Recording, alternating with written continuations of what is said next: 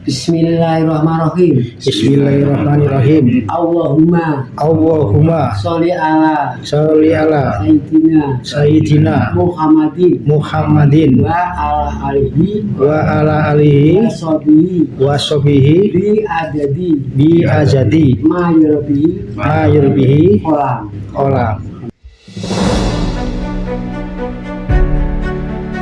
Fungsinya banyak sekali mas. Bocah gendeng, bocah diguna-guna disantet, terus bocah sing nggak sengaja nih istilah wong Jawa ketempelan atau kesusupan bisa mas.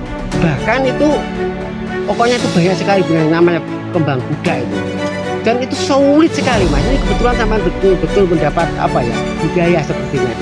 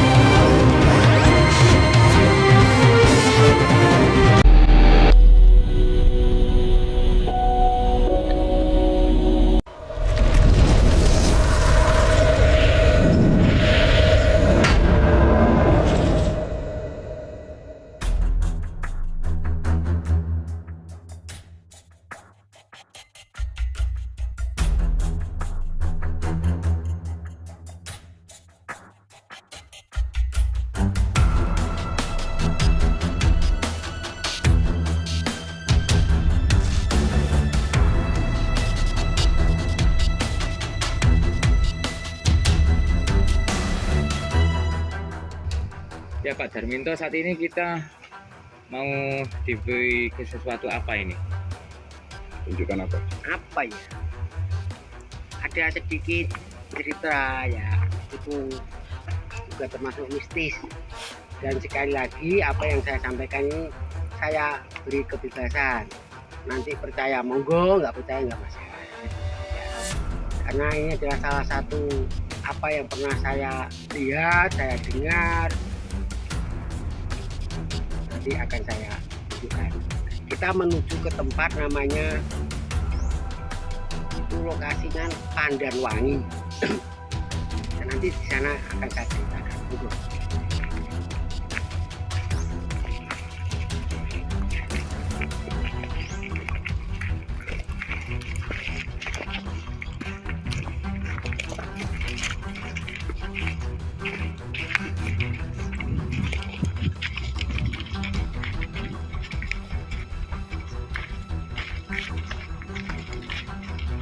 Berada di mana Mbak? Ini Mbak. Ini ada di bawah tangkis atau namanya tanggul, masih di lokasi waduk dulu yang ada di Desa Bening, dan kita keluar dari makam para korban kerja paksa tadi. Jadi sebelah. Ini namanya Tlatah Pandanwangi. Di sini banyak kita bisa melihat namanya pohon pandan itu seperti apa. Monggo. Nah,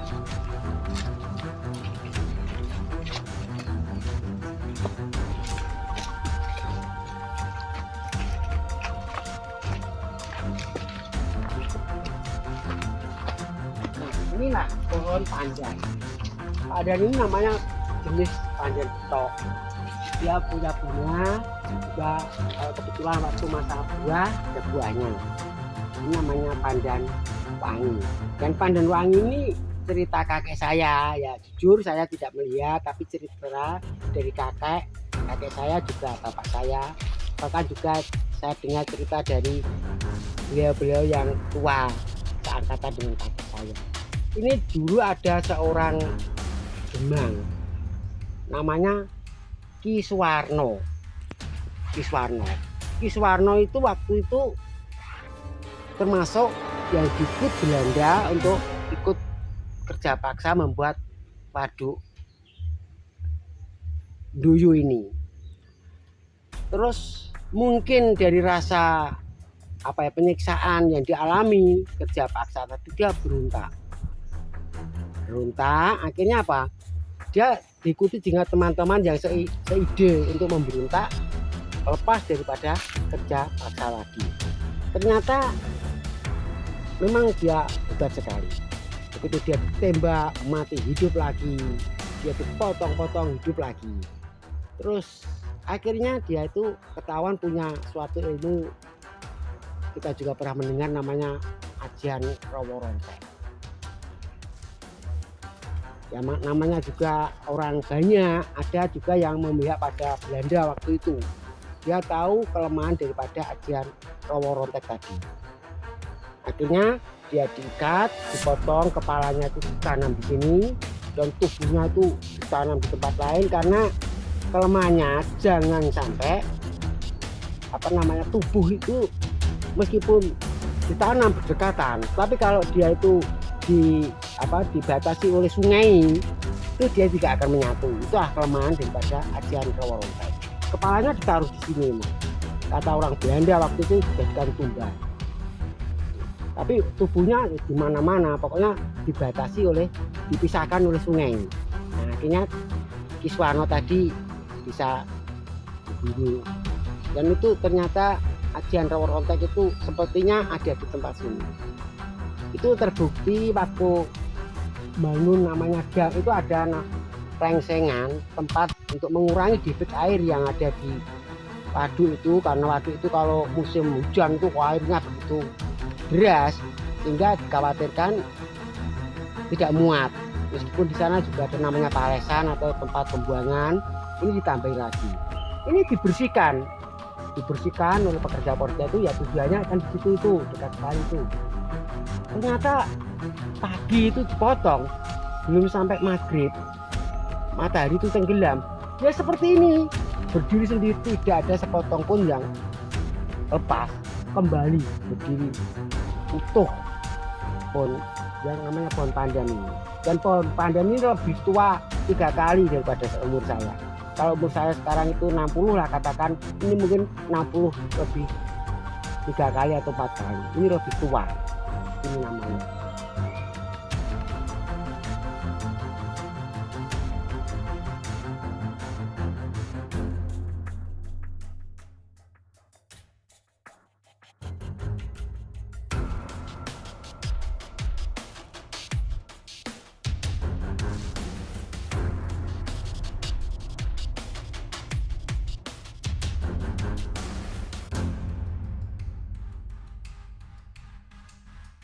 Ini adalah bunga langka ya, bunga yang jarang sekali kita temui di alam seperti ini ya. Jadi ini banyak sekali, bapaknya ini berdoa dulu mau mengambil, jadi mengambilnya itu enggak langsung ngambil itu ya, jadi ada doa-doa khusus,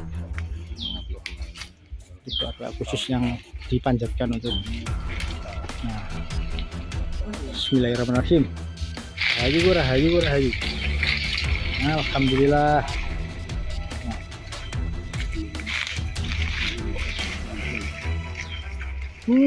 Wangi sekali ya. Nah, ini. Alhamdulillah. Wah, bentuknya Baunya seperti bau anu ya, kembang putih. nah ini, Setarung karwan pisan. nah ini Tahun belum tentu berbunga gitu Pak. Dari kita tidak melukai. Tidak melukai, dia sudah seperti Seakan-akan memang dikasih kita ya. kita iya, tidak enggak melukai. luka. Coba Itu dilihat. gitu. Loh, Itu. jadi seperti udah dipersiapkan. Ketika dia sudah membusuk baru mengeluarkan Mudah sekali tadi jatuhnya. pantesan kok misterius. Kamu udah nggak kelihatan. Berarti ini dikasihkan kita rezeki. Ini untuk apa biasanya? Langka, Pak Dhani. Khasiatnya biasanya Langkanya untuk apa? seperti apa langkanya? Orangnya sulit. Kita sana. Tidak pasti. Larang datang sampai. Alhamdulillah. Fungsinya banyak sekali mas. Bocah gendeng, bocah diguna-guna disantet, terus bocah sing nggak sengaja, istilah wong Jawa ketempelan atau kesusupan, bisa mas. Bahkan itu pokoknya itu banyak sekali sebenarnya namanya kembang Buddha itu. Dan itu sulit sekali Mas. Ini kebetulan sampai betul-betul mendapat apa ya, hidayah sepertinya itu. Jadi ini munculnya tuh nggak tentu ya? Nggak tentu, sulit. Bahkan setahun belum tentu muncul. Belum tentu. Betul itu. Itu kembang Buddha itu. Kembang Buddha itu. Wangi sekali. Nggak bisa diambil Pak ya? Itu sebenarnya sudah dibolehkan, cuma apa? Gimana caranya ngambilnya? Habis pakai sengge. Wah, sampai nggak akan bisa.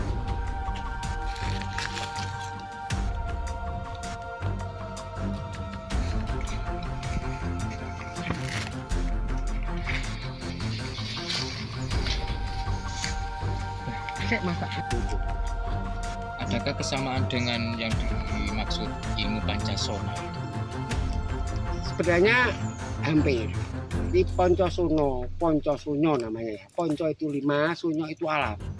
Di mana orang yang belajar ilmu Poncosuno itu memiliki 5 alam.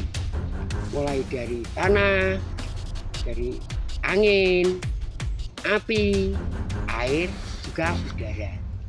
Di amal wangwong itu maksudnya, yang meliputi bintang, juga meliputi bulan. Itu Poncosuno. Dan itu ada namanya lagi, namanya Tabusunyo, Trisunyo. Dan Rawa Rontek ini adalah ciptaan Kanjeng Sunan Kalijogo. Beliau waktu itu ya untuk menyebarkan agama lah. Karena orang Jawa itu mau tunduk, mau hormat pada orang punya yang kemampuan. Dan alhamdulillah oleh Allah Subhanahu wa taala diberi salah satu kesempatan untuk menguasai namanya ajian Rawa Rontek.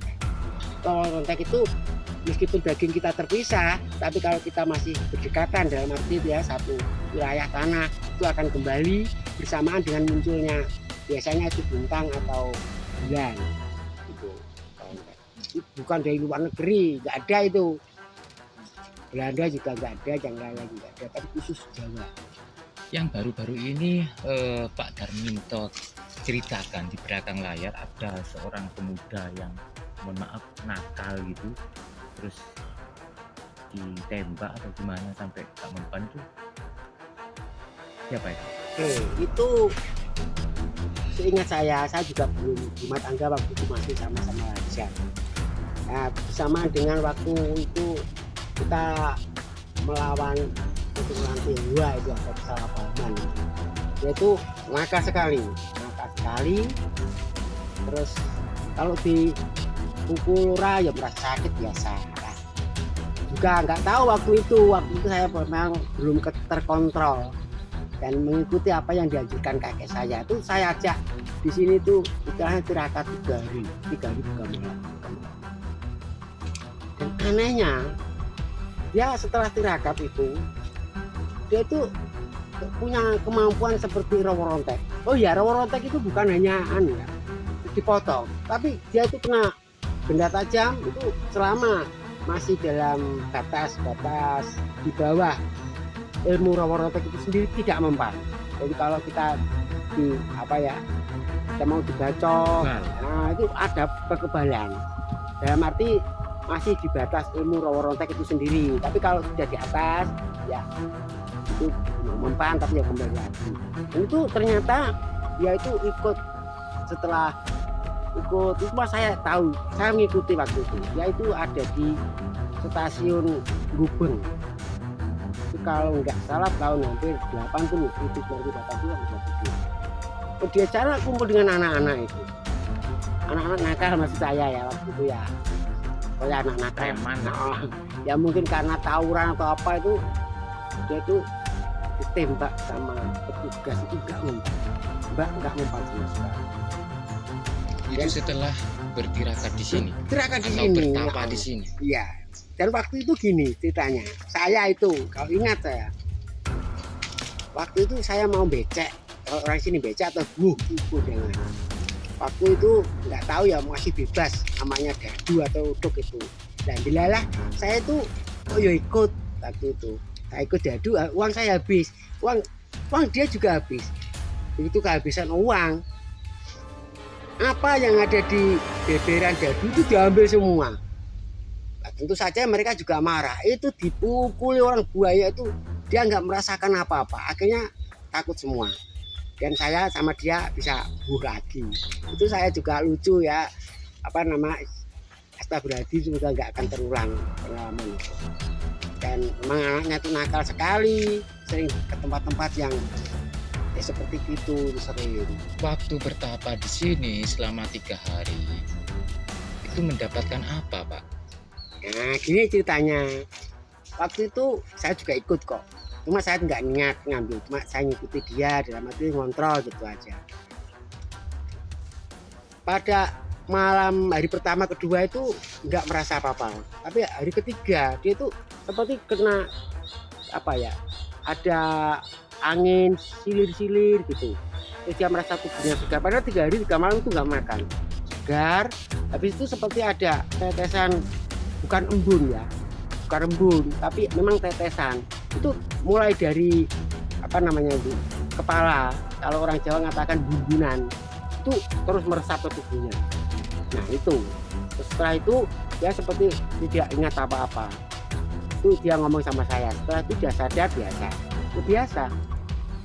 Lokasi, Pak, mohon Ya, diberitahu monggo. kepada kami, Pak. Monggo. Lokasi seorang pemuda yang tidak mempan, ditembak, dipukuli, dibacok waktu gerakan di sini selama 3 hari. Lokasi, titik lokasinya di mana, Pak? Itu ada agak ke timur sana. Agak ke timur sana. Di tengah-tengah situ. Iya, betul. Itu kan rimbun sekali dengan Rimbun pandan. sekali. Apa namanya? Pandan tok, pandan ri ya. Pandan Ri. Jadi di tengah-tengah situ, Pak, Iya, lokasi betul. untuk gerakannya, Pak. Adakah sesuatu yang gaib lainnya, mungkin penampakan apa begitu di sini? Kan ini kan memang terkenal angker, Pak. Apalagi, Pak? Ya, ini gini. Di sini ini ada semacam lubang yang dipercaya orang sini namanya rong. Rong itu ada lubang. Memang sini jurang waktu itu. Jurang dalam sekali. Jurang bajul sak judu. Namanya bajul butung. Namanya bajul butung itu tidak punya ekor. Ini kalau ada apa ya? Ada bahaya atau apa itu seperti gerak. Itu nggak tahu apa dia itu memposisikan diri untuk semakin kuat atau gimana gerak. Dan itu sering, itu pasti sering orang lihat. Biasanya kalau hari seperti Selasa Kliwon di sini, yang paling sering Selasa Kliwon. Buaya ya, keluarnya. Buaya tak duduk Tanpa ekor. tanpa ekor, namanya baju butung. Terus yang pernah itu waktu apa ya? Kalau nggak salah waktu Petrus. Penembak Ada misterius. Petrus itu kalau nggak salah ya, sekitar 1980-an, 92 gitu ya. 1982-an. Itu ada orang sini, bukan ini ya, tangga desa itu. Dia itu sebenarnya apa ya? Cuma cari kayu. Kalau orang sini namanya belado. Tapi memang itu dia itu dibawa Petrus. Terus akhirnya dia sembunyi di sini. Itu nggak bisa terlihat, juga seperti dilindungi, dan begitu dia keluar dari sini itu sudah nggak ada masalah. Bahkan orangnya sampai meninggal dalam posisi biasa. Jadi nggak sampai kenapa itu 2 orang itu. Aslinya orang dari Kaci, desa Kaci, sana Jombang. Terus dia rumah tangga di sini. Namanya Pak Jamal. Dia cuma biasa seperti itu ngambil air di hutan, tadi hutannya Bandung. Tapi namanya waktu itu kan Petrus itu kan banyak yang ngawur juga. Incarannya para preman. Preman, tapi orang-orang yang Bahkan orang yang tidak preman pun iya dia bertatu saja Nah, sudah hilang. gitu. Tinggal nama ya, Pak ya. Itulah salah kaprah. Ya alhamdulillah selamat. Dan meninggal dalam posisi baik.